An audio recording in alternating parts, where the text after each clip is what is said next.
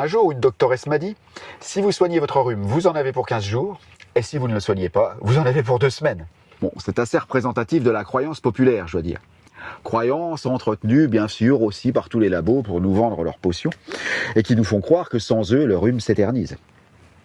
Et bien sûr, comme beaucoup de croyances, elle est fausse. C'est même l'inverse de la réalité. Un rhume peut se guérir très rapidement, en tout cas à éliminer 90% des symptômes. Ça vous intéresse ? J'imagine. Restez donc bien avec moi jusqu'à la fin pour savoir comment faire. Tout ce dont je parle sur ma chaîne, et surtout les conseils que j'y prodigue, sont des choses vécues et mises en pratique sur moi-même suffisamment longtemps pour en tirer un enseignement, et c'est cet enseignement que je partage avec vous. Que je partage, c'est tout. Je ne force personne. En gros, tous les trucs, toutes les astuces dont je parle fonctionnent sur moi, et de façon habituelle, hein. Pas juste un coup comme ça, pas juste la chance du débutant. Bref, ça marche sur moi, et je vous le montre en espérant que ça marche aussi sur vous. Point.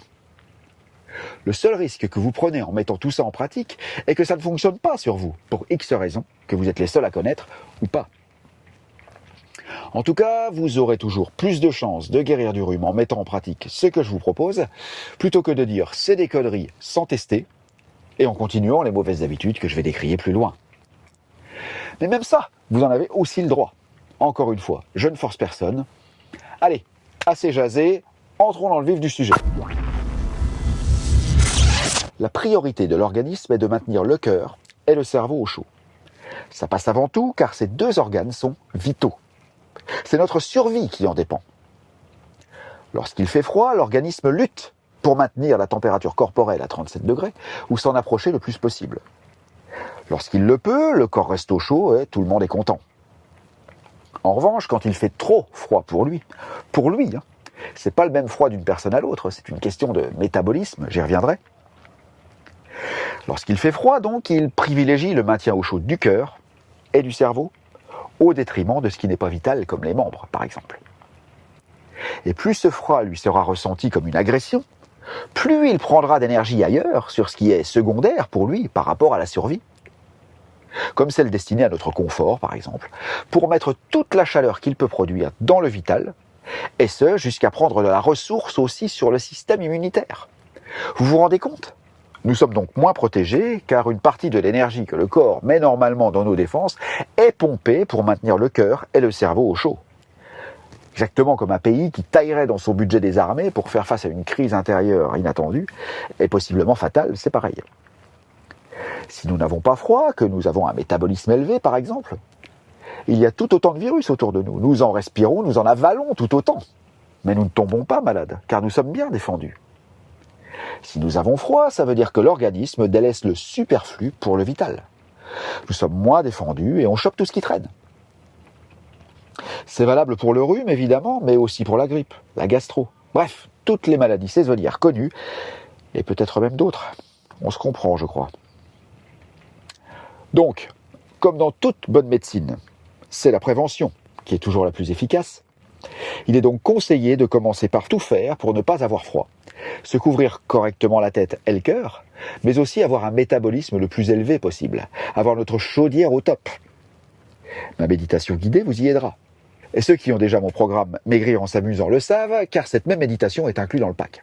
Bref, voyons maintenant, quand la prévention a fait défaut et qu'on est bel et bien tombé malade, comment faire pour s'en débarrasser très vite.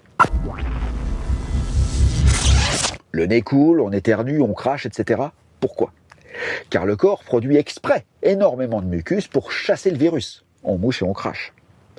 Il utilise l'air inspiré et rejeté très rapidement, environ 50 km/h, pour chasser aussi le même envahisseur. On éternue. Le corps fait tout pour expulser l'intrus. Et il est donc primordial de l'y aider, de tout faire pour qu'il parvienne à l'éliminer naturellement, en faisant en sorte de se moucher, cracher et éternuer le plus possible. Or, on fait quoi généralement ? Bah oui, tout l'inverse. On prend des médicaments qui empêchent le nez de couler, qui ne nous font plus cracher ni éternuer. On se retient même d'éternuer, etc. Alors ok, on se sent mieux pratiquement aussitôt, mais c'est un mieux pour un pire. Car le virus n'est pas chassé et encore moins détruit. Au contraire, il reste là-haut et prolifère. Ce qui fait que le rhume, au lieu de durer 24 petites heures, va durer de 10 à 15 jours en passant par des phases très désagréables comme la perte d'odorat, le nez qui se bouche et qui altère notre diction, les maux de tête, l'audition amoindrie, on parle dans du coton car la trompe d'Eustache est elle aussi pleine de morve infectée. Et si ça s'arrêtait là, ce serait un moindre mal, mais ça n'est pas le cas pour la plupart d'entre nous. Le virus étant bloqué car on empêche l'organisme de faire son travail en l'évacuant, il se développe et va affecter d'autres fonctions. En gros, après un rhume, il est très courant que l'on fasse aussi une bronchite, et ensuite une belle sinusite, etc. Et tout ça mis bout à bout, vous en avez pour un mois de galère minimum, avec antibiotiques et autres poisons. Et oui, de galère, car rhume, bronchite et sinusite, bien que relativement bénins, sont des tueurs de bonne humeur et de joie de vivre, avec l'odorat parti, la voix d'outre-tombe, les maux de tête, le sommeil très altéré, et j'en passe. Ça vous parle tout ça? Je crois. Donc laissez couler. Non, en vous mouchant quand même pas.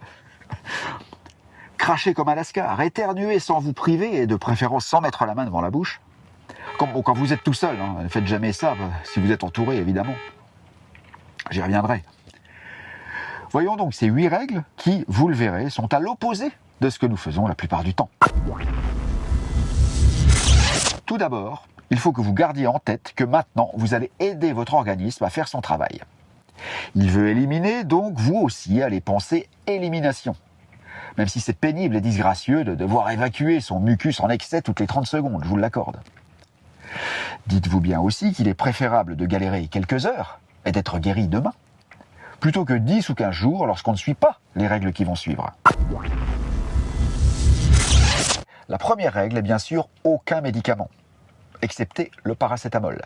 Et je dirais même qu'il est indispensable, ce paracétamol, car il effacera les symptômes de l'infection. C'est-à-dire maux de tête, fatigue, confusion, etc. Je dis indispensable, car n'ayant pas tous ces symptômes, vous vous sentirez relativement bien, et aurez plus d'entrain et de détermination à poursuivre les autres règles, et qui vont tellement à l'encontre de ce que l'on fait tous, qu'il vous faudra de la ressource pour les mettre en pratique sans faillir, pour ne pas craquer, et aller prendre un sachet de poudre pour ne plus moucher, cracher ni éternuer. Un autre mot pour dire 15 jours de galère. Attention, paracétamol, surtout pas aspirine ou dérivés comme machin, profène et ses copains là. Vous devez tous le savoir maintenant, en ces temps de Covid, que l'aspirine ou les anti-inflammatoires en général font flamber l'infection. Ce serait comme si vous mettiez le nez dans un mouchoir en tissu trempé de la morve d'un autre enrhumé. L'image est forte mais voulue. Donc paracétamol pur et rien d'autre. À la pharmacie, vous demandez du paracétamol générique et vous obtiendrez un tube sans marque de 1000 mg effervescent pour à peine 2 €. Et un tube, c'est bien plus qu'il n'en faut. Donc excepté le paracétamol, aucun médoc. Bon, le seul médoc que vous puissiez prendre, c'est le Pidar du même nom. Et encore avec modération. Je rigole. N'utilisez que des mouchoirs à usage unique. La boîte de mouchoirs blancs, ainsi que les petits paquets de 5 à 10 à emporter de marques génériques qui ne coûtent rien. Jetez-les à chaque mouchage. Vous vous souvenez de l'aberration des mouchoirs en tissu que notre maman ou même notre mamie nous donnait? Heureusement que c'est presque disparu, sauf peut-être encore chez les anciens. Mais c'est le meilleur moyen de faire durer un rhume pendant des siècles. On se réinfecte à chaque fois qu'on le sort de sa poche. Et même si vous en changez, la poche est en contact avec le virus, donc c'est pareil. Et si vous prenez des mouchoirs en papier, ne les réutilisez jamais. Parfois, on peut être tenté par souci d'économie ou de flemme, mais ça revient au même qu'avec le mouchoir en tissu. Surtout si vous le mettez dans votre poche entre 2 mouchages. Donc deuxième règle, mouchoir à usage unique impérativement, même si vous en utilisez 500, on s'en fout, ça coûte que dalle. Faites votre stock et puis c'est tout. Si vous devez sortir dans la rue ou dans les magasins, pas seul dans la nature comme on verra plus loin, et qu'il n'y a pas toujours de poubelle près de vous chaque fois que vous viendrez de vous moucher, et pour éviter de jeter ça par terre évidemment, ayez un petit sac en plastique où vous enfermerez vos mouchoirs usagés et que vous viderez dans la première poubelle. À force de vous moucher 50 fois par heure, vous allez avoir les narines et le dessous du nez irrités. Ayez donc de la pommade cicatrisante sous la main, comme pour les tatouages, et mettez-vous-en régulièrement.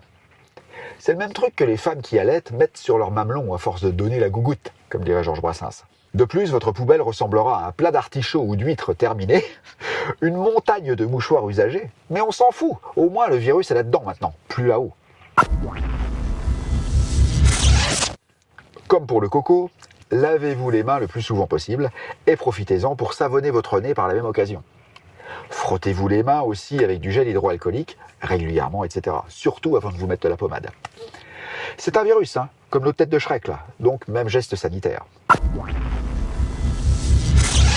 Si vous êtes tout seul, profitez de vos éternuements pour les rendre le plus impressionnants possible. Bougez même votre corps d'arrière en avant pour simuler une explosion forcée, une expulsion forcée. Ah tcha, vous savez, soyez fiers d'avoir tout envoyé dehors. Vous allez voir, éternuer dans la nature le plus fort possible, ça fait un bien fou. Alors, évidemment, ne faites ça que si vous êtes complètement seul. Il serait déplacé, voire criminel, de faire ça avec des gens autour par les temps qui courent, évidemment. Et si vous n'êtes pas seul, prenez un ou deux mouchoirs et éternuez dedans sans vous retenir, en vous tournant ou en vous éloignant le plus possible des autres, si vous en avez le temps, évidemment. Mais une chose est capitale, n'intériorisez jamais vos éternuements. Vous savez, comme il y en a qui font là. On entend un clic, même un petit crack là. Oh, ça, c'est une habitude funeste. Ne faites plus jamais ça. Non seulement vous gardez le virus en vous, mais en plus, toujours à cause de cette fameuse trompe d'Eustache qui relie le nez aux oreilles, vous risquez d'endommager fortement vos tympans un jour, avec la pression considérable de l'éternuement. Rappelez-vous, 50 km/h, les amis. Et puis c'est du bon sens. Si l'organisme éternue, ça n'est pas pour qu'on l'intériorise. Vous voyez à quel point on fait tout contre nature. Et s'il y avait que dans ce domaine.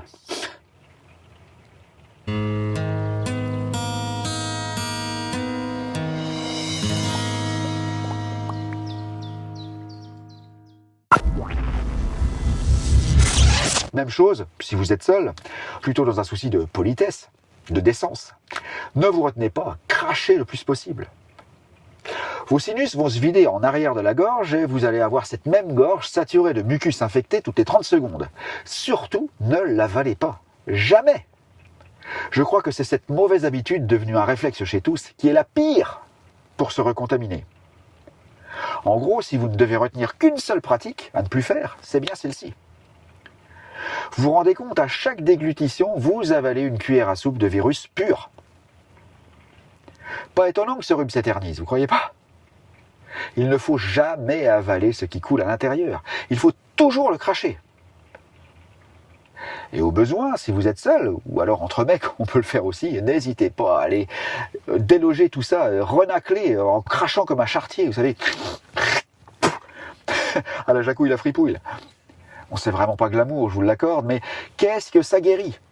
C'est peut-être ce qui guérit le plus. Et si vous êtes à l'intérieur avec d'autres personnes, levez-vous chaque fois, allez aux toilettes et crachez. Au pire, tournez-vous ou éloignez-vous, prenez un mouchoir et crachez doucement et discrètement dedans, et poubelle, ou sac en plastique comme après vous êtes mouché. C'est exactement la même substance, sauf qu'il y en a une qui passe par le nez et l'autre qui coule derrière la gorge. Mais c'est pareil. Et puis si vous avez peur de ne pas pouvoir cracher aisément lors d'une réunion ou un rendez-vous ou un dîner, et que vous devrez malheureusement avaler ce mucus pour être poli, n'hésitez pas à annuler carrément l'événement et rester chez vous pour pouvoir le faire. Je plaisante pas. Dites simplement que vous êtes souffrant. Et c'est pas des conneries, vous êtes souffrant. Pas longtemps, mais vous êtes souffrant. N'oubliez pas, ce n'est l'affaire que de quelques heures, pas plus. Et si vous mettez toutes ces règles en pratique, évidemment. Dernière chose, si vous dormez seul, n'hésitez pas à avoir, comme au bon vieux temps, un bol ou un crachoir à côté de vous, sur votre table de nuit, un petit saladier aussi. Mais évitez les verres et les mugs, parce que les conteneurs trop étroits, ils vous renverront toute une partie de ce que vous crachez, en pleine face. Et donc, sans parler de la recontamination. Alors je sais, pour faire ça, il faut dormir seul. Et moi, je conseille à tous ceux qui dorment à deux d'aller dormir exceptionnellement dans une autre pièce aussi longtemps que vous aurez envie de cracher. C'est comme annuler un rendez-vous, c'est pareil, c'est temporaire. Rassurez-vous, si vous mettez tout ce que je vous dis en pratique, ça ne devrait pas être plus d'une seule nuit. Et le matin, videz le crachoir dans les toilettes et non pas dans le lavabo, ni dans l'évier. Désinfectez-le avec de l'eau de Javel et lavez-le bien ensuite avant de le réutiliser dans son rôle premier. Et si vous mettez scrupuleusement toutes ces règles en pratique, vous ne devriez plus en avoir besoin la nuit suivante. Si vous suivez bien ces règles, le lendemain au réveil, vous devriez être débarrassé des symptômes les plus désagréables et tous les autres partiront au fil des heures. Je vous encourage ce matin-là à changer vos draps housse de couette et d'oreiller, est de bien aérer votre chambre ou toute la maison pour éviter de vous réinfecter la nuit suivante. L'idéal est de faire ça avant de partir au boulot ou d'aller vous promener, par exemple. Ne remettez jamais les fringues de la veille non plus. Ensuite, sortez, couvrez-vous bien, sortez vous aérer dans la nature où vous pourrez éternuer, cracher, renifler aussi fort et aussi souvent que vous le voudrez. Ce remède de grand-mère, le grog, est fantastique pendant la phase aiguë des symptômes. 3 cuillères à soupe de rhum, un zeste de citron, le jus d'un demi-citron, une cuillère à café de sucre de canne et le reste d'eau très chaude. Un régal et un excellent médicament naturel. Évitez simplement de le boire en même temps que vous prenez du paracétamol, espacez-les d'au moins 1 heure pour éviter de saturer le foie. Vous pouvez aussi vous faire une infusion de thym le soir et la boire 1 fois au lit. Impératif. Quand vous serez certain de ne pas devoir vous relever, même pour aller éteindre la lumière. Le thym vous guérira à la seule condition que vous ne ressentiez, après l'avoir bu, aucun courant froid sur la gorge ou le nez. Sinon, c'est le contraire qui va se passer. Donc une petite tasse de thym bien chaud, 1 fois au lit, bien couvert, et on dort aussitôt. Ici, nous employons l'allopathie, le paracétamol, sous sa plus belle forme. Nous effaçons les symptômes, soit, mais nous pouvons, car nous adaptons parallèlement les attitudes pour guérir en aidant l'organisme à éliminer lui-même. Ce sont précisément ces symptômes que l'on anesthésie et qui pourraient nous faire craquer et nous pousser vers une autre médication anticurative cette fois avec des bloqueurs de mucus. Donc là, le paracétamol est indispensable pour guérir. Mais ce n'est pas lui qui guérit. Il nous aide simplement à garder le cap, à maintenir des attitudes qui, elles, guérissent. Si seulement l'allopathie pouvait être pareille partout.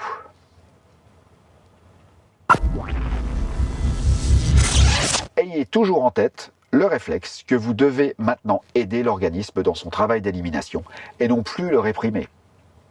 Vous ne devriez penser qu'à ça tout au long des symptômes. Posez-vous donc souvent la question « Que puis-je faire pour l'aider au mieux à éliminer, même si je peux paraître ou me paraître un peu rustre ?» Vous verrez qu'avec ces quelques règles simples de bon sens, vous allez peut-être galérer quelques heures, oui, pour expulser tout ça.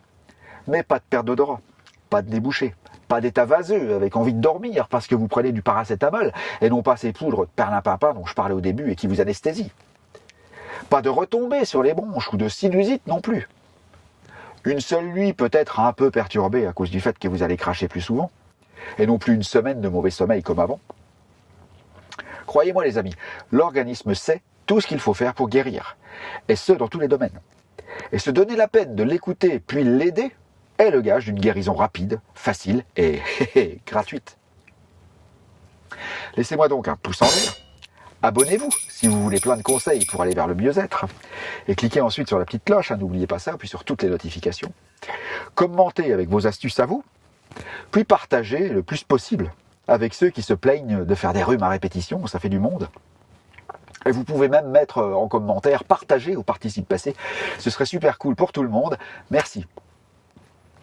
Ma boutique en ligne vous proposera aussi plein de programmes audio guidés pour méditer et visualiser, comme par exemple rencontrer votre enfant intérieur, maîtriser la loi d'attraction en utilisant votre sommeil, retrouver votre poids idéal en 12 semaines d'audio sans aucun effort, purifier les blocages, réparer vos journées, guérir votre estime de soi, etc.